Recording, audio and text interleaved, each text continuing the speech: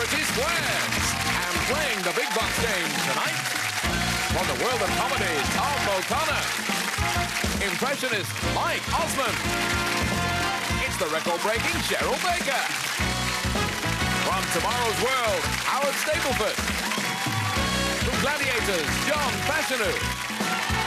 From On the Up, Joan Sims. It's Pauline from EastEnders, Wendy Richard. Impressionist and singing star, Darren Day. And from What's Up Doc, Yvette Fielding. They're all here to play Celebrity Squares. And now here's the Star Master of Celebrity Squares, Bob Monkhouse.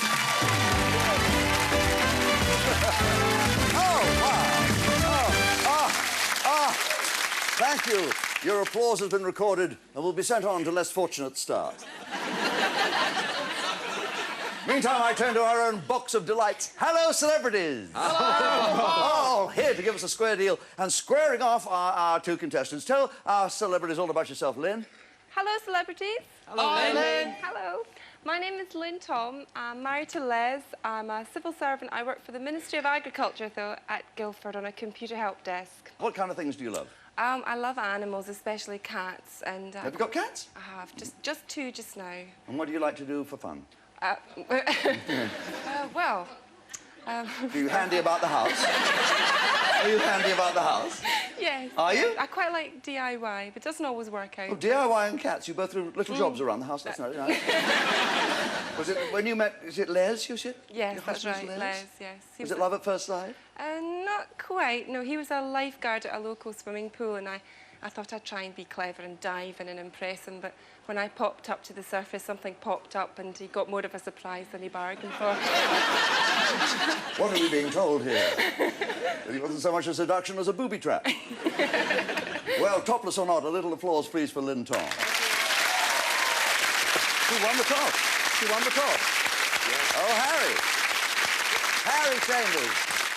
Harry Chambers, me. Harry Chambers, would I tell our celebrities all about yourself? Evening, celebrities. Hi. My name's Harry Chambers. I'm married to Mary. I've got 3 children and 3.5 grandchildren. Oh, great. What do you do for a living? I'm a health prison officer at Featherstone Prison. You work in Featherstone Prison? Well, somebody likes it. Hooray! Yes! Oh, isn't that nice? Nice to you're here. Nice to have a screw loose. And what did you do before you worked at a prison? I was a cornflake packer at Kellogg's. Oh, that's too good. From cornflakes to porridge. Oh, that's very good. This is Harry Chambers. Howdy. Object of the game. You know it. It's to get 3 squares in a row. Up and down, thus vertically. Oh, look at that. Or across. That's horizontally. Or from corner to corner, diagonally. Or any 5 squares. Listen, any 5 squares to you. It's up to our players to decide whether the stars are giving a correct answer or evilly making one up. That's how they win the squares, and they're worth £10 each in the first round of the game, and a completed game is worth a bonus of £50 on the first game, and then we double it up in the second half of the show. And it matters who accumulates the most cash, because it could lead to a key to a car in the Monkhouse Motor Show. A nippy 5-door hatchback, a white 4-wheel drive, a sleek cabriolet, a flame red saloon, and an elegant coupe. Oh, the Red Saloon is a favourite among gangland bosses, you know, in the criminal fraternity, because the boot has plenty of leg room. You know what I mean? you won the toss, Lynn. Pick a star. I have Tom O'Connor, please. Possibly later this evening. Thank you. Thank you, Lynn. Nice to be with you. Scottish lady. Yes. Very nice indeed. Yes. Egg and fish. Yes. And I used to be egg and fish, that's right. I think it's egg now. And you've chosen Tom, who is not a lucky man, are you, Tom? You don't always get... No, I've been in my time. I mean, if it was raining soup, I'd be stood here with a fork in my hand. Yes, I know. I remember when your hair turned white, your dandruff went black. That was a bad break. And it still is. Well, we're on to natural history, Tom. The headache tree. The headache tree is so called because sniffing the leaves can cause a sharp headache some hours later. Is that true or false? The headache tree must be related to the earache tree, commonly known as the Frank Carson pine. Frank Cosner is responsible for more flat foreheads than anyone else. Oh, no more, Frank, please. And it's, Truth in comedy. Yes, you sniff the leaves. That's the way I smell them. I think it's the opposite. I think you sniff the leaves to cure the headache. So So Tom says what I said was false, that the leaves can cause a headache if you sniff them. I agree with Tom. You agree with Tom? You're wrong. Tom's wrong, you're wrong. Cross gets the square, no money is won. It really does give you a headache if you sniff the leaves of the headache tree. Pick a star, Harry. Mike Osmond. Mike Osmond, welcome to the show. He's brilliant. This guy's brilliant. You are the greatest cabaret act. Wonderful impressionist. Thank you, Bob. Oh, you're so bright. You had a light bulb named after you, didn't you? People, it's a people question. Oh, it's a good one for you, Mike. Who is Bruce Joseph Forsyth Johnson? Is he an MP or an entertainer? Hold on, I've got someone else to answer that for you. Desert Orchid. Now, this horse, ladies and gentlemen, can do any voice you like. It does Bruce Forsyth. You know, lovely, lovely, you know, he's lovely. Ladies and gentlemen, nice to see you, Lovely. Do Victor Meldrew. Good, let it good. I don't believe it. What am I doing? Good. Well, I don't think it's actually Bruce, Bob, so I'm going to go for the politician. Here you go, Harry. Says Bruce Joseph Forsyth Johnson is an MP. I disagree. You're right to disagree. It is Bruce Forsyth, the entertainer. Your cross goes into that square. You win your first £10 of the game. There it is on your desk. Where are we going to go? I can imagine. Cheryl, please. I thought you would go to Cheryl Baker de Block. Cheryl, great to see you from Record Breakers. I love that title. Record Breakers! Record Breakers! Record Breakers! Sounds like the anti-Des O'Connor League, doesn't it? We are the Record Breakers. How long does it take to boil an ostrich egg? Oh, well, it depends, you see. If it's not out of the ostrich yet, it takes about 3 hours. Let's assume it's out of the ostrich. I'll give you a choice then. Does it take 14 minutes to boil an ostrich egg or 40? Oh, dear me. It's about that big, isn't it? It's about like a small rugby, isn't it? Rugby ball. I don't know. Fancy asking me that one. 14. Soft-boiled, that is. 1 for 14. I disagree. You think it's 40 minutes? You're right to disagree. Well done, You block that line across it, put the circle in there. Your first £10 of the game goes on your desk. Right on the front there. Where are we going, Harry? Joan Sims. To Joan Sims, welcome from On the Up. Star of... I know you're the star of On the Up, but I think of so many things that you've done. How many carry-ons were you in, Joan? I was in 24. Oh, dear. We can remember, can't we, back to the old innocent days in the cinema when the only four-letter word you heard in the cinema was exit. What does a lamb have to do to become a sheep? Learn to run faster than the shepherd. That's a carry-on joke.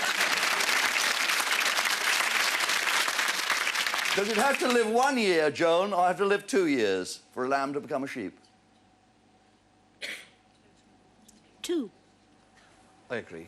1. Naught goes into Joan Sims Square. No money is won. Where's your next naught going to go? I suppose it will be... Darren, please. Darren Day. Yes, indeed. Wow. All the ladies, love to see you. The eponymous Joseph with his multicoloured dreamcoat. Congratulations on your success in Joseph. For which film did Bob Hoskins win a BAFTA Best Actor Award? Well, speaking on behalf of Jonathan Wass, who is particularly knowledgeable in the area of films, I would say that it's Who Framed Roger Rabbit. Am I right? Very good. Now, I'll give you a choice, Jonathan. Wassy, was it the Mona Lisa or the Long Good Friday? Well, I think he should have got one for the Long Good Friday, but I think he got one for Mona Lisa, so I'll say Mona Lisa. I agree with him. You're right to agree. Your naught goes in there. You get a £10 square, you get a £50 bonus. It brings you to a total of £70. One of our celebrities is sitting in the secret square, ladies and gentlemen. We don't know here in the studio who the celebrity is sitting in the secret square, but now you do. That's your secret, but not for long, not until somebody picks that square, and it's worth, my goodness, a holiday. Tell us all about it. A two-night break in one of Italy's most beautiful cities, Florence. Florence, oh, ever been there, Harry? Ever been to Florence? Oh, beautiful. It's a birthplace of the Renaissance, birthplace of Botticelli's home, Leonardo da Vinci, Michelangelo, the Italian food, you know, the chicken mafioso where all the bones are broken. Wonderful. OK, first chance to pick that secret square goes to you. I was Stapleford. Howard Stapleford from Howard, what is a widgeon? Oh, funnily enough, I think that is a gadget that we once had on Tomorrow's World. It's a cross between a pigeon and a windscreen. And so I think what happens is that you still... talking rubbish! That's right, I know what it is. So it still makes a mess on your car, but then it gets automatically wiped off again. I think that's what it is. Sounds wonderful. OK, a widgeon, is it a bird or a rodent? Well, it sounds like a bird, so I think it's got to be a rodent. I disagree. You disagree that it's a rodent? Mallards and teals are similar. It's a wild duck, you're right. And your cross gets the square. Another £10 there, please. Where's that Florence holiday? Tom O'Connor, please. Can you have Tom O'Connor? Again? Yes. Tom, who invented the mouth organ? I don't know, but he should have been strangled, I tell you. my brother plays the mouth organ. You know what's the difference between an onion and a mouth organ? Nobody cries when they cut a mouth organ up. My brother loves the mouth organ that much, he married a woman with alternate teeth missing. The inventor of the mouth organ was either an Austrian or a Chinaman. I think it must be an Austrian. I agree with them. It was an Austrian. Zero gets the square, ring goes to naught. £10 to you brings you to a total of £80. Harry. Mike Osmond. Go to Mike Osmond. Still, we don't find that secret square. We're back with Desert Orchid. Good question for Desert Orchid. Does a mare have more or fewer teeth than a stallion? More. More, says Mike Osmond. I agree with him. Mares have 28, stallions have 32, they have fewer. You're wrong to agree with Mike. The naught goes into the square, and I can imagine where you're going now. Cheryl, please. To Cheryl Baker, of course, for a completely winning line of noughts across the game board. Cheryl, can you tell at a glance whether a pure white cat is likely to be deaf? Yes, it's wearing a hearing aid. Dead giveaway. No. You can't tell by looking. I agree with her. If it's got blue eyes, I'm afraid you can tell. It's a sign that it's deaf. I'm sorry. That means you don't win that with a winning line. The cross goes in there. You have blocked yourself, if you excuse the expression. Harry, where are you going to put your next cross? Darren. Darren Day, whose former occupation was a coffin polisher. Was it Sean Connery or Rod Stewart? Well, I think that it would have to be Sean Connery, because that's where he first met Coldfinger.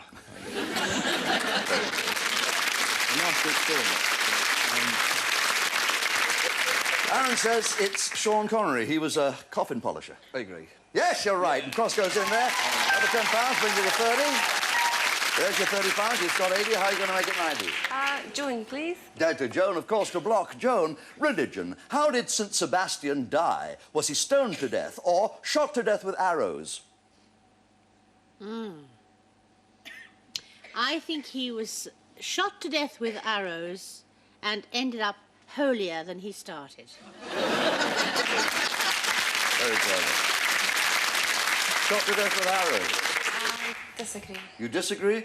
He was shot to death with arrows. You're wrong to disagree. However, we cannot put the cross into Joan Sims Square. If you want it there, you must do it yourself. Joan. It's Dame Point. Joan, what is a khaki Campbell? Is it a hen or a duck? A khaki Campbell. I think it's a duck. And if it's a true Campbell, if you feed it whiskey... No, if you give it a drink of whiskey, it'll lay Scotch eggs, boom, boom. A joke is born before our very eyes. It's a duck, you say? Yeah. I agree. You agree? You've just won this round of the game for £50 bonus. We never found that secret square. Never mind, we'll carry it over into round 3. And round 3 is where 80 pounds could catch up with 90 because we'll be back in the clash with double the cash.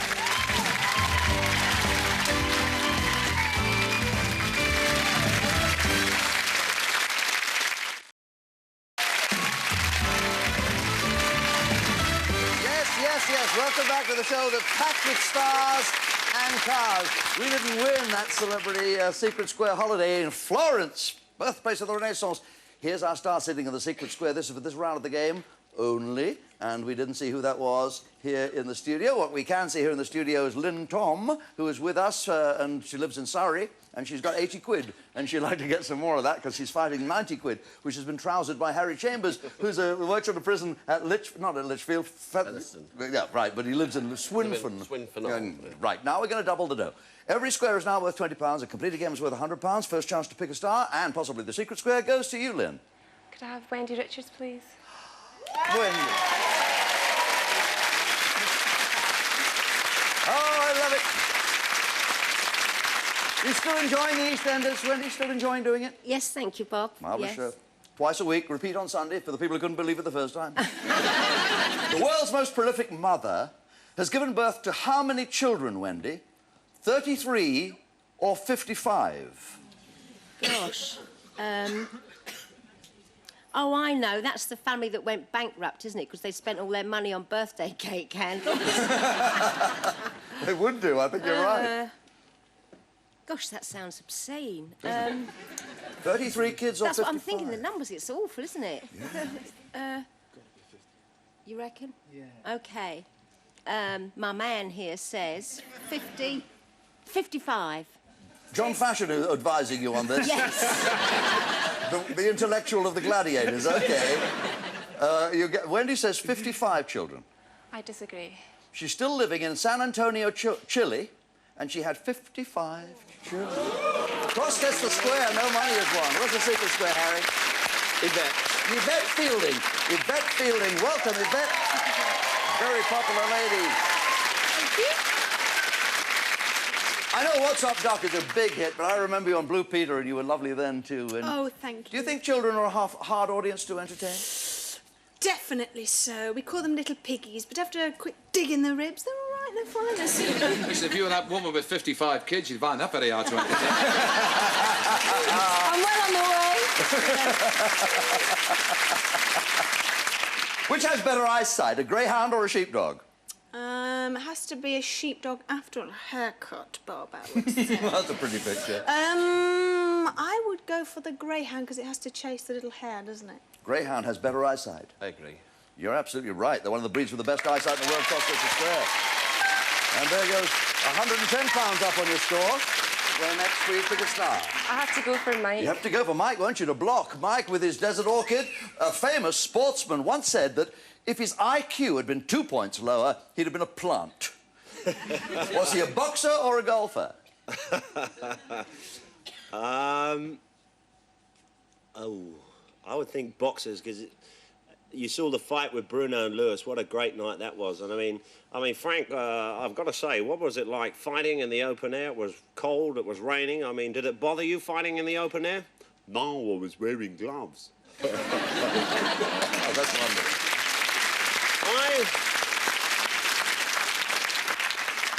I'm going to go for the golfer, Bob. I agree with him. You agree with him? It was Lee Trevino, and he's a golfer. You're right to agree. You've blocked that line. Get another 20 quid for yourself. Brings you to £100. Congratulations, you got the ton. Joe Fussy. Oh,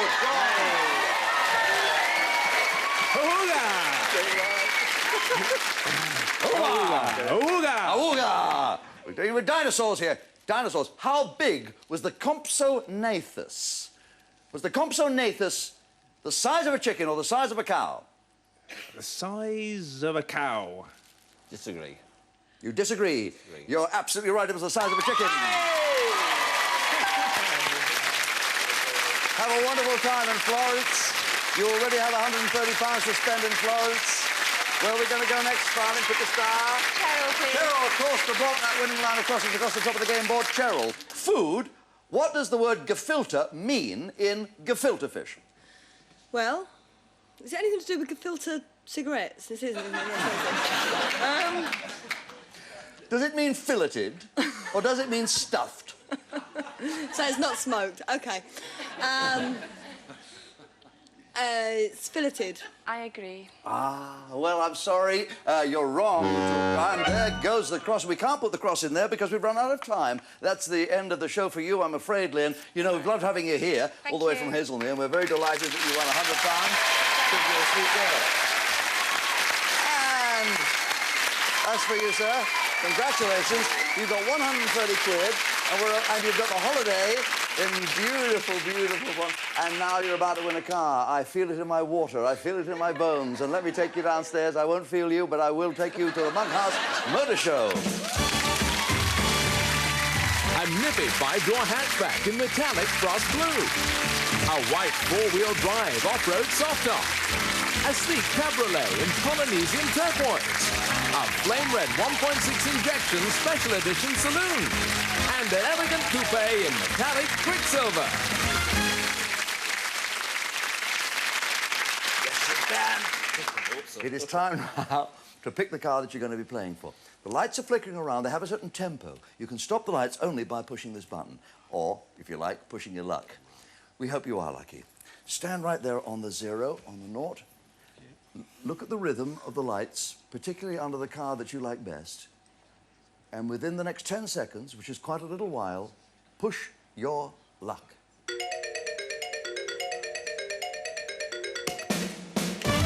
you got the cabriolet! Oh, wow! Come round here across again. You've got that beautiful cabriolet. Oh, boy. That's a car. That's a lot of car.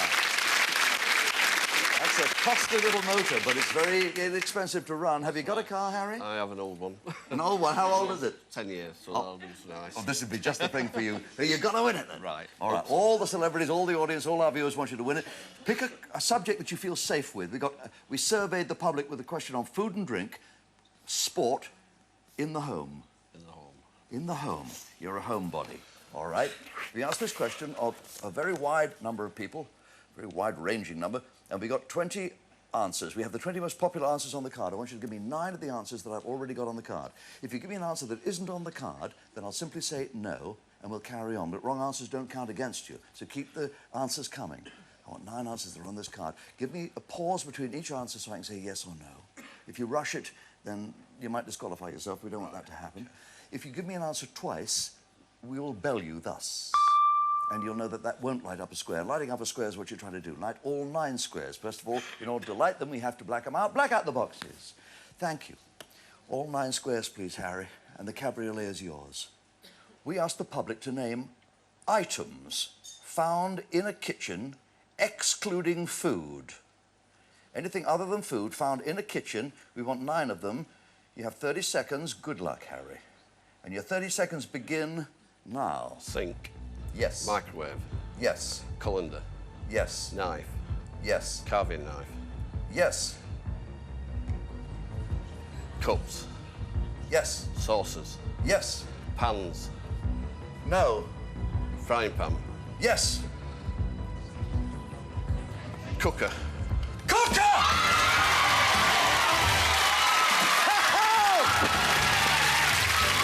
Oh, well done, man. Oh, what a piece of luck. The prison health officer's got something splendid to celebrate. A wonderful new car. Thank you. And thank you to all our stars, Carol and John and Wendy and Darren and Tom and Yvette and Joan and Howard and Mike. Thank you all. Join us next week, every week. It's Celebrity Squares. 321 is next. Dusty Bin well and truly gets an airing. Then it's Timeline as Brian demands order for some big prizes. Later, you can't beat a bit of bully, even if it sounded like a good idea at the time, in Bullseye.